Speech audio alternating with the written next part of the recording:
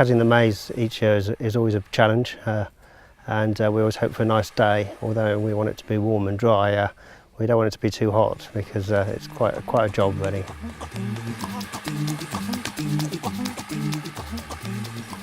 It's one of the biggest jobs to be done, but it's a beautiful thing to look at from a distance.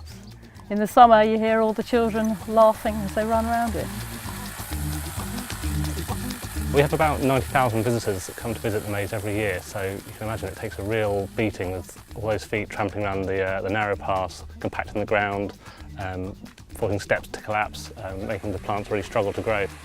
So it was planted in the 1830s. It means today it's actually quite old, and it's planted with cherry laurel. It's set on the side of a hill, and it's one of the features that the foxes created, so they could keep their children entertained. And I always think it's one of the most important features in any garden in the West Country. So we've got to look after it. So it really is, it's like a true bit of Glendurgan, and we must care for it. Part of that process will be rebuilding paths, putting more stable steps, edging the paths as well to keep everything in place. And we'll also be cutting the maze back by about a third to take out some of the dead wood and letting it regenerate to make a really good, healthy green hedge again.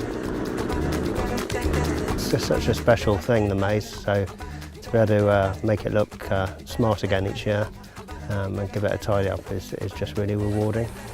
And we've got to have this balance between allowing people to enjoy it all the time and us caring for it and making sure that it's here for another 100 odd years as well.